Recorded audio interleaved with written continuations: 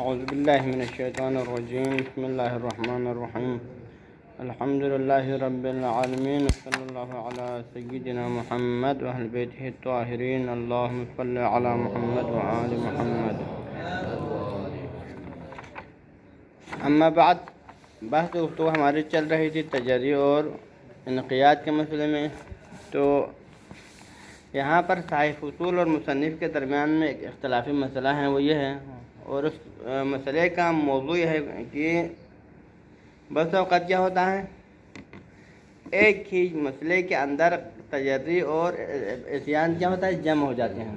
یعنی ایک ہی مسئلے میں عصیان بھی ہوتا ہے اور تجری بھی ہوتا ہے. کیسے ہو سکتا ہے وہ؟ مثلاً اس میں تو ہو سکتا ہے کہ انسان کو مثلاً اس مائع کے بارے میں قطع ہوا کہ یہ شراب ہے، مثلاً یعنی اس برتن میں مائع ہے، اس کو 100% قطع ہوا کہ یہ مائع شراب ہے. اس نے پی لیا، پینے کے بعد معلوم ہوا کہ وہ شراب نہیں تھی مثلاً، لیکن وہ پانی مغصوب تھی. ٹھیک ہے جی، شراب تو نہیں تھی لیکن مغصوب. تو اس میں کیا ہو جاتا ہے، تجری بھی ہوا. کیوں تجری ہوا؟ کیونکہ اس نے شراب سمجھ کے یقین ہو کے پیا تھا لیکن شراب نہیں تھا. شراب پیا ہے یا نہیں پیا ہے؟ اصل میں شراب پیا ہے نہیں پیا ہے؟ نہیں پیا ہے. شراب سمجھ کے پیا تھا لیکن شراب تو نہیں پیا نا. تو یہ کیا ہے، تجری ہے. اور دوسری طرح سے عصیان بھی ہوا. عصیان کیا ہوا، کیوں ہوا؟ کیونکہ مغصوب پانی پینا شرعاً حرام ہے یا نہیں ہے، لیکن اس نے مغصوب پیا نہیں پیا ہے. غصبی پانی پینا شرعاً حرام ہے اور اس نے پانی کو پیا تھا، وہ کیا تھا، غصبی تھا. تو اس لحاظ سے کیا ہے یہ، یعنی جس جہت سے حرام سمجھا تھا اس جہت سے حرام نہیں تھا. تو جہت مختلف ہیں، تو اس وجہ سے تجری ہوا. لیکن حرام تھا ایک اور جہت ہے، اس جہت سے یہ کیا ہے، عصیان ہے. تو لہذا اس فعل واحد کے اندر کیا جمع ہوا، تجری بھی جمع ہو، کیا ہو، عصیان بھی جمع ہوا نہیں ہوا؟ احسن. اب یہاں پر ہم پہلے بتا چکے ہیں کہ عصیان موجب استحقاق عقاب ہے یا نہیں ہے. عصیان پہلے بتا چکے ہیں کہ عصیان ایک استحقاق عقاب کا موجب ہے. اور دوسری طرح ہم نے یہ بھی کہا ہے کہ تجری موجب استحقاق عقاب ہے. اب یہاں پر یہ دونوں جمع ہوا تو کیا اس میں دو عقاب جمع ہوگا اس موضوع کے اندر یا نہیں ہوگا؟ اس میں مصنف اور صاحب فصول کا نظریہ مختلف ہے. صاحب فصول کا نظریہ یہ ہے کہ یہاں تعدد عقاب ہوگا. یہاں پر کیا ہوگا، عقاب متعدد ہوگا. کیوں عقاب متعدد ہوگا؟ کیونکہ اس نے عقاب کا دو سبب انجام دیا ہے. تجری عقاب کا ایک سبب ہے، وہ بھی انجام دیا ہے، اور عصیان کا ایک سبب ہے، وہ بھی انجام دیا ہے. کیونکہ اس نے غصبی پانی کو پیا ہے، یہ عصیان ہے، اس کا سبب انجام دیا. تو لہٰذا ایک استحقاق عقاب اس غصبی پانی پینے کی وجہ سے، اور دوسرا عقاب کس طرح ہوتا ہے، شراب سمجھ کر اس کو پینے کی وجہ سے، کیونکہ شراب پینے کا عزم کیا نہیں کیا. لیکن یعنی سبب تو متعدد ہوگا. استحقاق عقاب کا دو سبب جمع ہوا تو دو استحقاق عقاب آنا چاہیے، لیکن اس فعل واحد کے اندر دو استحقاق عقاب آنے کی وجہ سے ان دونوں میں کیا ہو جاتا ہے، تداخل ہو جاتا ہے. اور عملاً کیا ہو جاتا ہے، تداخل کیا ہو جائے، تداخل مسببات. جہاں پر تداخل اسباب نہیں، اسباب متعدد ہیں، لیکن تداخل مسببات کے تحت اس کو فقط کیا ہوگا، ایک عقاب ہوگا. یہ صاحب اصول کا نظریہ ہے. لیکن مصنف اس کو رد کرتے ہیں. مصنف کہتے ہیں کہ یہاں پر کیونکہ فعل واحد ہے یا فعل متعدد ہیں، اور ہمارے پاس روایات اور مختلف ادلہ عقلیہ و نقلیہ سے یہ ثابت ہوتا ہے کہ ایک فعل واحد پر فقط ایک عقاب ہوتا ہے. ان عقاب الواحد لا يقتضي الا عقاب واحد. فعل واحد اور گناہ واحد کیا چاہتا ہے، فقط ایک ہی عقاب چاہتا ہے. اور یہاں پر ایک فعل انجام دیا، دو فعل انجام دیا ہے. ایک فعل انجام دیا ہے اور ایک فعل پر فقط ایک ہی عقاب آتا ہے، دو عقاب نہیں آتا ہے. تو لہٰذا نتیجے میں پھر یہاں پر تعدد عقاب کا مسئلہ نہیں ہے، بلکہ تعدد عقاب واحد ہے. یہ مصنف کا نظر ہے. اب مصنف آگے کہتے ہیں کہ اگر نہیں ہے، صاحب اصول ہمارے بات کو تسلیم نہ کریں اور کہیں نہیں، ہم یہاں پر دو عقاب ہی آنا چاہیں، دو عقاب کا سبب یہاں جمع ہوا ہے، تو آپ کی بات کو مانے کہیں کہ یہاں پر عقاب کا دو سبب ہی جمع ہوا ہے، تو پھر تداخل کے لفظ کوئی دلیل نہیں ہے. آپ کی بات کو ہم بالفرض تسلیم کریں کہ ہونا اجتمع سببان للعقابین. ہاں جی، عقاب کا دو سبب حقیقت میں جمع ہوا ہے، جیسا کہ آپ کا نظریہ ہے. تو نظریے میں کیا ہونا چاہیے پھر یہاں پر عقاب حقیقت میں ہی دو ہی آنا چاہیے. پھر یہاں تداخل مسببات کے لیے کیا چاہیے، دلیل چاہیے. ہمارے پاس کوئی دلیل تو نہیں ہے، یہاں پر کس دلیل کے تابع یہاں تداخل کی بات کریں. ٹھیک ہے، ایک پہلا جواب. دوسرا جواب یہ ہے کہ یہاں پر کیا کرنا ہے، ہمارے پاس آیات اور روایات اور دیگر ادلہ کیا ثابت کرتا ہے؟ فعل واحد کے لیے عقاب واحد ہونا چاہیے. تو یہاں پر یہ فعل واحد ہے یا متعدد ہے؟ فعل واحد ہے. تو لہذا فعل واحد پر عقاب واحد ہونے ثابت کرنے کے لیے جو ادلہ ہے اس سے ثابت ہوتا ہے یہاں ایک عقاب ہے. تو برہان انی کے ذریعے سے کیا ثابت کرے گا ہم؟ کیونکہ یہاں پر معلول ایک ہے، دو نہیں ہے نا. تو لہذا معلول ایک ہونے سے خود بہت ثابت ہوتا ہے کیونکہ اللہ بھی ایک ہے، دو سبب نہیں ہیں. ہاں جی، مسبب ظاہراً ایک ہوا نا. آپ بھی فرماتے ہیں کہ عقاب ایک ہوگا. آپ کس رائے کے تحت فرماتے صاحب اصول؟ تداخل مسببات کے تحت. آپ کا نظر بھی ہے کہ یہاں پر عقاب ایک ہی آئے گا، اور دلیل سے بھی ثابت ہے کہ فعل واحد سے فقط ایک ہی عقاب آتا ہے. تو پھر عقاب کا ایک ہونا خود بہت کیا ثابت کرتا ہے؟ کہ سبب بھی ایک ہیں. تو لہذا ثبوت برہان ادنی معلول سے علت آپ استدلال کر رہے ہیں علت کے وجود پر. اگر لو کان ہونا کا معلولان فلا بد ان یکون اذن ہونا کا علتان ولكن هنا معلول واحد فهذا يثبت ماذا؟ ان علت هو سبب ايضا واحد. سبب متعدد نہیں بلکہ سبب واحد ہے. یہ مصنف کا دوسرا جواب. حاجی اب آتے ہیں ثم لا يذهب عليك. پھر آپ سے یہ بات مخفی نہ رہے. کیا مخفی نہ رہے؟ انه ليس في المعصیت الحقیقیہ الا منشأ واحد. کہ معصیت حقیقیہ میں جہاں حقیقت میں کیا ہو انجام پایا ہے، حقیقت میں فقط ایک معصیت انجام دے، دو معصیت انجام پایا ہے نو. تو لہذا معصیت حقیقیہ اگر ایک ہو تو پھر اس کے لیے کیا ہوتا ہے؟ لا یکون الا منشأ واحد. فقط اس کے لیے ایک منشا ہوتا ہے. کس چیز کا منشا؟ لاستحقاق العقوبہ. استحقاق عقوبت کا فقط ایک ہی منشا ہوتا ہے. اگر مکلف اگر عصیان فقط ایک انجام دیتا ہے، حقیقت عصیان ایک دفعہ انجام پاتا ہے، تو پھر وہاں پر لا یکون لہا منشأ لاستحقاق عقاب الا واحد. استحقاق عقاب کا بھی فقط ایک ہی منشا ہوتا ہے. لیس فی المعصیت الحقیقہ الا منشأ. منشأ کیا ہے؟ لیس کا اسم ہے. لیس فی المعصیت الحقیقہ الا منشأ واحد لاستحقاق العقوبہ. استحقاق عقوبت کا فقط کیا ہوتا ہے؟ معصیت حقیقیہ میں فقط ایک ہی سبب اور ایک ہی منشا ہوتا ہے، دو سبب نہیں ہوتا ہے. وہ منشا کیا ہے؟ سوال یہ ہے کہ ما هو هذا المنشا. وہ منشا کیا ہے؟ کس منشا کے ساتھ عقاب آئے گا؟ وہ حد کن واحد. اور یہاں پر منشا کیا ہے؟ وہ منشا کیا ہے؟ حد کے. آپ نے حد کے حرمت مولا کیا نہیں کیا؟ کیونکہ مولا نے آپ سے اس فعل کو کرنے سے روکا تھا، آپ کے اوپر اس فعل کو حرام کرا دیا تھا. آپ نے مولا کے حکم کی اطاعت نہیں کیا اور اس کام کو انجام دیا، مثلا دیا نہیں دیا. تو لہٰذا اس کے ذریعے سے آپ نے مولا کا حد کا انجام دیا. تو اس فعل سے آپ نے دو حد کیا، ایک حد کیا ہے؟ ایک حد کے مولا ہوا ہے نا، دو حد کے مولا تو نہیں ہوا. یہاں پر ایک معصیت کے اندر سے حد کے مولا تو کیا ہوتا ہے؟ ایک ہوتا ہے، دو نہیں ہوتا ہے. تو لہٰذا یہاں پر جہاں حد ایک ہوتا ہے حد کے مولا، وہاں پر عقاب بھی ایک ہی ہوتا ہے، کیونکہ عقاب کا سبب وہی حد کے حرمت مولا ہے، اور حد کے حرمت مولا یہاں پر فقط ایک انجام پایا، دو انجام نہیں پایا ہے. لہٰذا عقاب کیا ہونا چاہیے؟ ایک ہونا چاہیے. ہاں جی، وہ حد کن واحد. فلا وجہ. لہذا صاحب اصول کی اس بات کے لیے کوئی وجہ نہیں ہے، معقول نہیں ہے. کیا؟ لاستحقاق عقابین. کہ صاحب اصول کیا کہے؟ یہاں پر دو عقاب کا استحقاق آتا ہے. یہ مطلب یہ ہے کہ یہاں پر عقاب کے لیے کتنے سبب وجود میں آیا ہے؟ دو سبب وجود میں آ گیا ہے. سبب دو ہیں، تو پھر سبب دو ہے تو پھر استحقاق عقاب بھی کتنا آنا چاہیے؟ دو آنا چاہیے. لیکن وہ دو عقاب آنے کے بعد کیا ہو جاتا ہے؟ وہ متداخلین، ایک دوسرے میں تداخل ہوتا ہے. یعنی کیا؟ عملاً تو پھر عقاب ایک ہی ہوگا نا.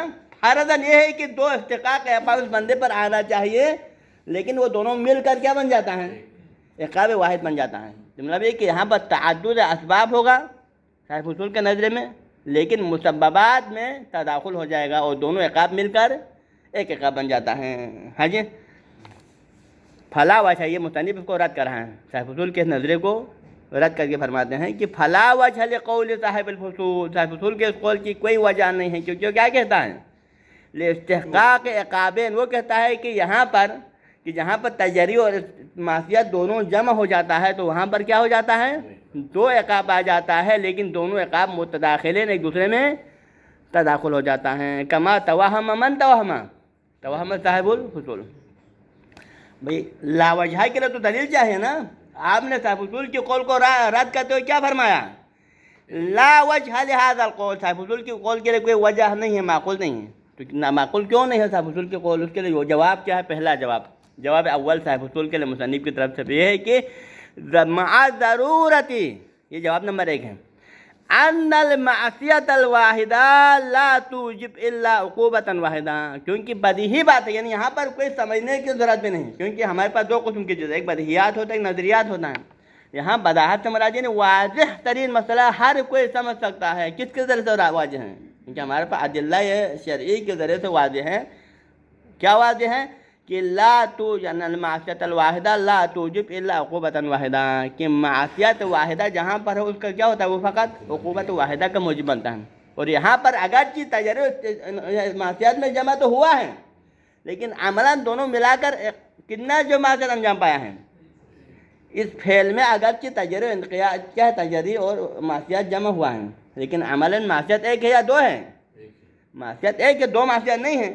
और मासियत वाहिदा क्या चाहता है, इक़ाब वाहिद का तकाजा करता है। न मासियत वाहिदा ला तुजिब इल्ला उक़ूबतन वाहिदा, मासियत वाहिदा के पीछे फ़कत एक ही उक़ूबत आता है, दो इक़ाब नहीं आता है। ये कहीं से भी हमें साबित नहीं है कि मतलब यहाँ पर मासियत एक हो, लेकिन एक मासियत के ऊपर दो इक़ाब आ जाए। हाँ जी, ठीक। ये पहला जवाब मुसन्निफ़ का, कि आपकी बात को हम ये तस्लीम नहीं करते हैं कि यहाँ पर मासियत तो एक हो, लेकिन उस मासियत वाहिदा के अंदर इक़ाब का दो सबब वजूद में आए, फिर वो तो सबब के बाद नहीं है, सबब मुतादिद होता है तो मुसब्बब भी मुतादिद होगा, फिर दो इक़ाब भी आए, फिर वो दो इक़ाब आपस में मिलकर क्या हो जाए, तदाखुल हो। ये बात माकूल नहीं है, ठीक। तो मतलब ये है कि सबब एक के अलावा नहीं है, सबब वाहिद है, सबब मुतादिद नहीं। दूसरी बात, जवाब नंबर 2 आ रहा है, कमाल ला वजह, इस तरह साहिब उसूल की इस बात के भी कोई वजह नहीं है। क्या वजह नहीं है कि ली तदाखुलहिमा, कि आप जो तदाखुल की बात करते हैं, तदाखुल माकुल नहीं। कब? अला तक़दीर इस्तिक़ाक़हिमा, अगर हम आपकी बात को तस्लीम करें, क्या तस्लीम करें कि यहाँ पर तजरी और मासियत दोनों जमा होने की सूरत में, जहाँ पर अगर की मासियत कितने हैं, एक हैं, लेकिन हम आपकी बात मानेंगे कि मासियत वाहिदा है, लेकिन वहाँ पर दो इस्तिक़ाक़ इक़ाब हैं, इक़ाब का दो सबब जमा हुआ है। तो फिर जब इक़ाब का वाक़ई में दो सबब जमा हुआ है, तो फिर तदाखुल कैसे है? क्या दलील था? हुनाका लम यूजद हुनाका अय्यु दलीलिन अला तदाखुल, क्योंकि तदाखुल के लिए हमेशा क्या चाहिए, सबब मुतअद्दिद क्या चाहता है, इन्न सबबुल मुतअद्दिद यक़्तज़ी अल मुसब्बबिल मुतअद्दिद, सबब मुतअद्दिद हमेशा अपने लिए क्या चाहता है, मुसब्बब मुतअद्दिद चाहता है। लिहाजा मुसब्बब में तदाखुल होने के लिए क्या चाहिए, दलील चाहिए। जब दलील है वहाँ तदाखुल होगा, दलील के बगैर कोई तदाखुल नहीं होगा। और यहाँ पर आपके फ़र्ज़ के तहत अगर सबब मुतअद्दिद हो तो तदाखुल के बगैर कोई दलील नहीं होता। ला वजह तदाखुलहिमा, तदाखुलहिमा की ज़मीर यानी इक़ाबैन, तदाखुल इक़ाबैन अला तक़दीर इस्तिक़ाक़हिमा, अगर आपकी बात को माने और हम फ़र्ज़ करें कि यहाँ पर दो इक़ाब का इस्तिक़ाक़ आ चुका है, दो इक़ाब उस बंदे के कंधे पर आया है, तो फिर दोनों में तदाखुल की कोई वजह नहीं है, क्योंकि हमारे पास कोई दलील नहीं इस मसले में। हाँ जी, कमा ला यक़फ़ा, जैसा कि ये बात नफ़ी न रहे। अब उसके बाद फिर एक और मसला, साहिब उसूल का ये जो कहना क्यों, यानी साहिब उसूल ने इस नज़रिए को क्यों अपनाया, यानी साहिब उसूल के अपने इस कौल के लिए दलील क्या है, उसका मंशा क्या है, क्यों उन्होंने इस नज़रिए को अपनाया है। इसको फरमाते हैं कि वला मंशा लितवहुम ही, साहिब उसूल के तदाखुल वाला तवहुम है ना, तवहुम क्या है, यहाँ पर सबब तो मुतअद्दिद है, इक़ाब तो दो आता है, लेकिन इन दोनों इक़ाब में क्या हो रहा है, तदाखुल। तो इस तदाखुल के कौल को अपनाने के लिए कोई जो है, जो उसका जो तवहुम है, उसका साहिब उसूल का जो तवहुम है, इस तवहुम के पीछे क्या मंशा है, तो फरमाते हैं कि ला मंशा, कोई और तो मंशा नहीं है, इल्ला मंशा क्या ये है कि अन्नहु लैसा फी मासियतिन वाहिदा, अन्नहु ला मंशा लितवहुम इल्ला बिदाहता अन्नहु लैसा फी मासियतिन वाहिदा इल्ला उक़ूबतुन वाहिदा, कि मासियत वाहिदा के पीछे क्या आता है, फ़कत उक़ूबत वाहिदा आता है। लेकिन साहिब उसूल ने यहाँ क्यों अपनाया, लेकिन साहिब उसूल ने इसलिए कि तजर्री खुद इस्तिक़ाक़ इक़ाब है ना, यहाँ पर तजर्री भी हुआ, यहाँ पर मासियत भी हुआ, तो मासियत वाहिदा अपने लिए क्या चाहता है, उक़ूबत वाहिदा चाहता है, और यहाँ पर हकीकत में क्या है, तजर्री भी उसके अंदर जम है, इस वजह से है। यहाँ पर बढ़ा लिया लितवहुमी इल्ला बदाहता अन्नहु लैसा फी मासियतिन वाहिदा इल्ला उक़ूबतुन वाहिदा, मासियत वाहिदा के पीछे उक़ूबत वाहिदा तो उससे ज़्यादा नहीं आता है। मअल गफ़लती, जबकि साहिब उसूल इस बात से गाफिल है, किस बात से गाफिल है कि अन्न वहदतल मुसब्बब तकसिफु बिनहवल इन अन वहदत सबब, कि भाई आपके नज़र में जहाँ पर यानी तदाखुल के, यानी तदाखुल क्यों साहिब, असल में ये منشأ مراد یعنی صاحب اصول سبب کو تو دو فراہم کرا ہے، یعنی صاحب اصول کے نظر میں یہاں پر سبب استحقاق دو ہو گیا. آپ سمجھ میں آ گیا؟ سبب استحقاق دو ہیں. کیوں سبب استحقاق دو ہیں؟ کیونکہ دو فعل انجام پایا نا. معصیت ایک سبب استحقاق اور اس کے بعد دوسرا تجریہ ایک سبب استحقاق. سبب کتنا وجود میں آیا؟ دو. لیکن اس کے بعد پھر آپ نے تداخل کو کیوں مانا؟ جب سبب دو ہے تو پھر آپ نے ان دونوں استحقاق قابین کو آپس میں تداخل کرنے کے نظریے کو کیوں؟ تداخل کے لیے آپ کے پاس کیا دلیل ہے؟ آپ کس دلیل کے تحت تداخل کے قائل ہیں؟ تو صاحب اصول کا جواب بھی وہی ہے جو ہم نے کہا. صاحب اصول کا جواب یہ ہے کیونکہ یہاں پر معصیت کے علاوہ انجام نہیں دیا ہے. یہی ہے نا. آپ غور سے دوبارہ اس کو دہراؤں. آگے یہاں پر صاحب اصول تعدد سبب کے قائل ہیں. استحقاق عقاب کا دو سبب یہاں پر وجود میں آیا ہے. کیوں آیا ہے؟ کیونکہ اس نے بندے نے ایک واحد میں معصیت بھی انجام دیا ہے کیونکہ اس نے غصبی پانی پیا ہے، اور دوسرا تجری بھی انجام دیا ہے کیونکہ اس نے شراب کا یقین ہوتے ہوئے مائع کو پیا ہے. تو لہذا سبب تو دو وجود میں آیا. پھر ہم صاحب اصول سوچیں کہ سبب دو وجود میں آیا ہے تو مسبب بھی دو وجود میں آیا. یعنی کیا؟ استحقاق عقاب ڈبل آیا. ایک استحقاق عقاب اس معصیت کی وجہ سے، غصبی پانی پینے کی وجہ سے. دوسرا استحقاق عقاب کس وجہ سے؟ تجاری کی وجہ سے. تو پھر صاحب اصول نے فرمایا کہ ان دونوں میں کیا ہوگا؟ تداخل. ہم تو پوچھے پھر تداخل کیوں؟ تو صاحب اصول کا جواب بھی ہے. جواب کیا ہے؟ کیونکہ یہاں پر معصیت ایک انجام پایا ہے، دو معصیت انجام. یہی جواب ہے نا صاحب اصول کا. کیونکہ تداخل ہم اس لیے تداخل کے قائل ہیں کیونکہ عملاً اس بندے نے معصیت ایک انجام دیا ہے، دو معصیت انجام نہیں دیا ہے. اگرچہ استحقاق تو دو ہے، تجری بھی ہے اور معصیت ہے، لیکن عملاً تداخل اس لیے ہے کیونکہ وہاں یہاں پر فعل واحد کے علاوہ انجام نہیں دیا ہے، معصیت واحدہ کے علاوہ انجام نہیں دیا ہے. اور معصیت واحدہ کے لیے کیا آتا ہے؟ عقاب واحدہ آتا ہے. یہ صاحب اصول کا جواب ہے نا. تو فوراً ہم صاحب اصول کو جواب دیں گے. تو جب آپ کے نظر میں یہاں معصیت واحدہ کے علاوہ نہیں ہے اور معصیت واحدہ کے پیچھے فقط ایک عقاب آتا ہے تو پھر آپ کو سبب کے متعدد کو ماننے کی کیا ضرورت ہے؟ بلکہ اسی نظریے سے خود بخود آپ کو یہ ثابت کرنا پڑے گا کہ جب عقاب ایک آتا ہے تو خود یہی عقاب کا ایک آنا، یہی معصیت کے ایک آنا خود بخود ثابت کرتا ہے کہ سبب عقاب ایک ہی ہے. اس کو کہتے ہیں برہان انی. کہ یہاں مسبب ایک کے علاوہ نہیں ہے تو مسبب کا ایک ہونا کیا ثابت کرتا ہے؟ مسبب کا ایک ہونا خود ثابت کرتا ہے جو سبب بھی ایک کے علاوہ نہیں ہے. پھر سبب کے تعدد خود بہت کیا ہو جاتا ہے؟ درمیان سے ختم ہو جاتا ہے. ان تعدد یعنی ان وحدت المسبب یکشف عن وحدت السبب. اس کو کہتے ہیں برہان انی. مسبب کا وحدت خود بہت کشف کرتا ہے. کیا کشف کرتا ہے؟ کہ سبب ایک کے علاوہ نہیں ہے. پھر آپ دو سبب کہاں سے لایا؟ ہاں جی. تو لہذا معال غفلتی ہم اس کو دوبارہ دو ولا منشأ لتوہم التداخل، یعنی صاحب اصول سبب کو دو تسلیم کر رہا ہے لیکن اس کے بعد عقاب میں تداخل کو مان رہا ہے. تو اس تداخل کی وجہ کیا ہے صاحب اصول کے نظر میں؟ یہ ہے کہ انہ لیس فی معصیۃ واحدہ الا عقوبۃ واحدہ. کیونکہ یہاں پر معصیت ایک انجام پایا ہے، اس کے علاوہ تو انجام نہیں پایا ہے، اور معصیت واحدہ کے پیچھے فقط عقاب واحد کے علاوہ نہیں آتا ہے. لہذا اس بنا پر ان دو عقاب کا سبب تو وجود میں آیا تھا دو، لیکن مسبب میں تداخل ہوا. معال غفلہ جبکہ صاحب اصول اس بات سے غافل ہے. کس بات سے غافل ہے؟ کہ ان وحدت المسبب تکشف، کہ مسبب کا ایک ہونا خود بہت کشف کرتا ہے. کیا کرتا ہے؟ بنحو الان. بنحو الان معلول کے علت کی طرف ہم استدلال کر کے جاتے ہیں کہ معلول ایک ہے تو علت بھی ایک ہونا چاہیے. تو اس قانون کے تحت مسبب یہاں ایک ہے یا متعدد ہیں؟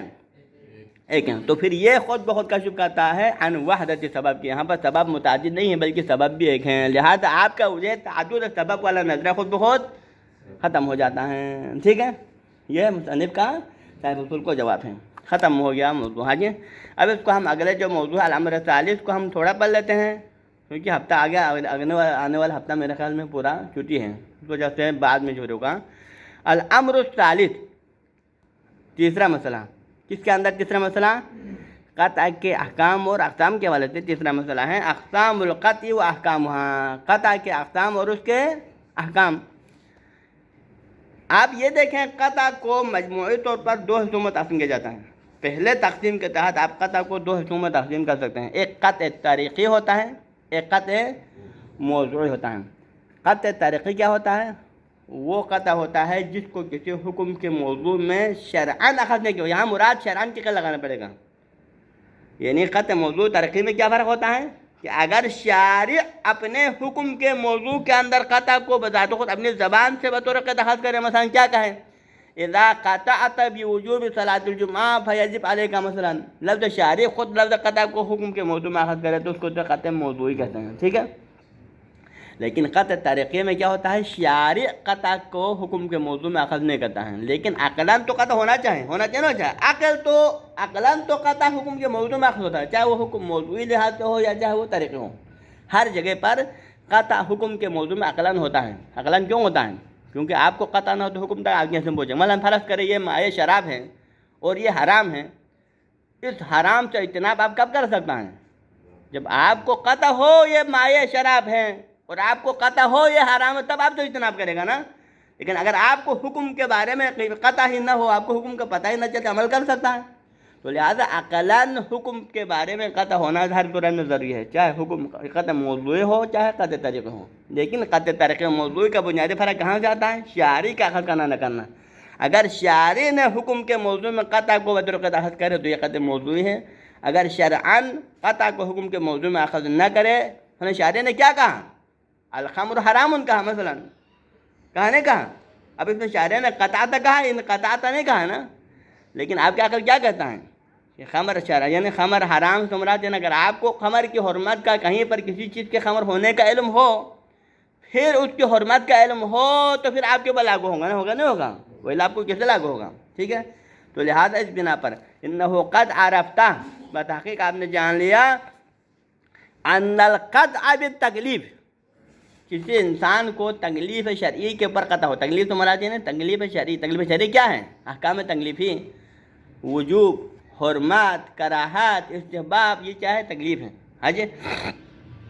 تو یہ آپ کو کسی تکلیف پہ قطع ہو جاتا ہے، کون سا تکلیف ہے؟ مثلاً آپ کو قطع ہو جاتا ہے کہ نماز جمعہ زمانے غیبت میں واجب ہے، یا آپ کو قطع ہو جاتا ہے کہ مثلاً فقہ حرام ہے، مثلاً اس کی حرمت پہ آپ کو قطع ہوتا ہے، یہ حکم تکلیف ہے، اس پہ قطع ہو جاتا ہے۔ اخطأ او اصابہ، اب فرق نہیں پڑتا ہے کہ آپ کا یہ قطع مطابق واقع ہو یا اخطاء کا معنی یا خراب ہو، یعنی اخطاء کا معنی یعنی آپ کے قطع خاطی ہونے کا مطلب کیا ہے؟ مطابق واقع نہیں ہے۔ اصابہ کا معنی کیا ہوتا ہے؟ مطابق واقع۔ مثلاً آپ کو قطع ہوا زمانے غیبت میں نماز جمعہ واجب ہے، اب آپ کا یہ قطع دو حالت سے خالی نہیں ہے، یا آپ کا یہ قطع مطابق واقع ہے، کیا یعنی آپ کو قطع ہوا نماز جمعہ کے وجوب پر، اور لوح محفوظ میں خدا کے ہاں بھی نماز جمعہ واجب ہے، یعنی خدا کے نظر میں نماز جمعہ کا حکم واقعی بھی وجوب ہے اور آپ کو قطع بھی ہوا وجوب پر، یہ کیا ہے؟ اصابہ ہے۔ ایک دفعہ آپ کو نماز جمعہ کے وجوب پہ قطع تو ہوا لیکن شارع کے نظر میں واجب نہیں ہے، تو یہ کیا ہے؟ اخطاء ہے نا، کیونکہ آپ کا قطع خاطی ہے، واقع تک نہیں پہنچا، واقعی کے برخلاف تھا۔ اسی طرح مثلاً اس برتن کے اندر موجود مائع کے بارے میں آپ کو قطع ہوا تھا یہ شراب ہے اور حرام ہے، مثلاً شراب ہے یعنی حکم یعنی وضعی کے بارے میں آپ کو علم ہے، اور حرمت یعنی حکم تکلیفی کے بارے میں۔ اب دو صورتوں سے خالی نہیں ہے، یا تو آپ کا قطع حرمت اور خمریت کے بارے میں ہے اور واقع میں بھی یہ خمر اور حرام ہے، تو کیا ہے؟ آپ کا قطع مصیب ہے۔ لیکن ایک دفعہ آپ کو کیا ہوا؟ قطع تو تھا یہ شراب اور حرام ہے، لیکن واقع میں نہ شراب تھا نہ، تو پھر کیا ہوگا؟ پھر آپ کا یہ قطع کیا ہے؟ خاطی ہے۔ لیکن قطع منجز ہے ہر صورت میں، قطع کیا ہے؟ آپ کے اوپر منجز ہے، آپ کا قطع آپ کے اوپر حجت یا نہیں ہے؟ آپ کا قطع آپ کے اوپر حجت ہے ہر صورت میں، چاہے آپ کا قطع مطابق واقع ہو تب بھی آپ کا قطع پر حجت ہے، چاہے آپ کا قطع مطابق واقع نہ ہو، مخالف واقع ہو، تب بھی آپ کا قطع آپ کے اوپر حجت ہے، ہر صورت میں حجت ہے۔ یعنی آپ کو اپنے قطع پہ عمل کرنا ہر صورت میں ضروری ہے، چاہے وہ مطابق واقع ہو، کیونکہ مطابق واقع ہونا نہ ہونا کب پتہ چلے گا؟ بعد میں کسی مرحلے میں پتہ چل جاتا ہے، لیکن جب تک یہ قطع باقی ہے آپ کے نظر میں کیا ہے؟ یہ واقع ہے نا، ہے نہیں ہے؟ جب تک آپ کا قطع برقرار ہے اس وقت تک آپ کے نظر میں کیا ہے؟ آپ نے جو سمجھا ہے وہی آپ کے نظر میں واقع ہے۔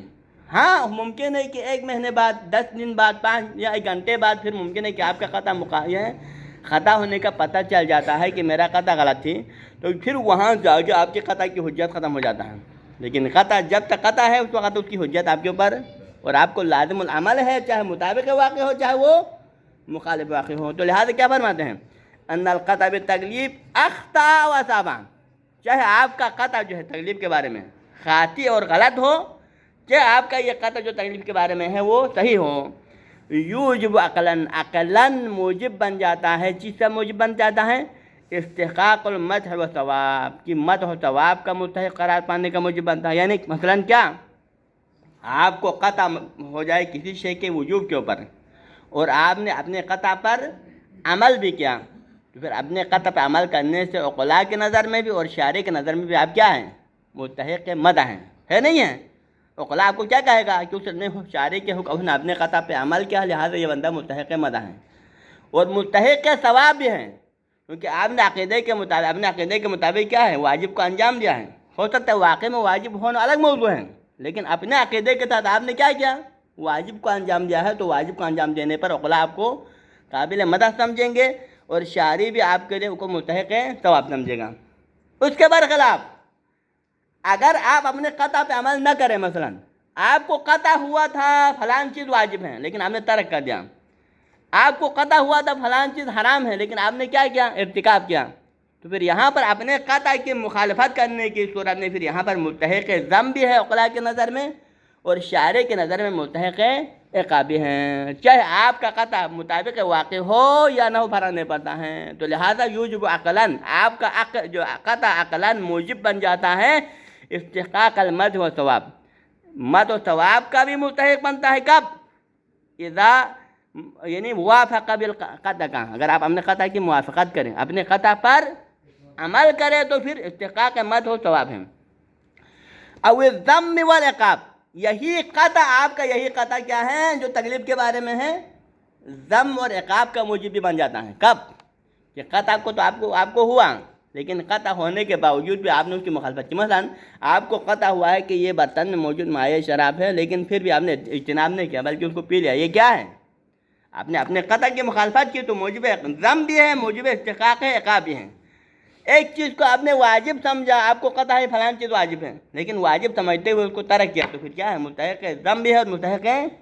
تو لہٰذا قطع کی موافقت کرنا موجب استحقاق مدح اور ثواب ہے, قطع کی مخالفت کرنا موجب استحقاق ذم اور عقاب ہے چاہے آپ کا قطع مطابق واقع ہو یا نہ ہو. حج من دون ان یوخذ شرعا فی خطاب لیکن قطع کو شارع خطاب کے اندر بطور قطع اخذ نہیں کرتا ہے.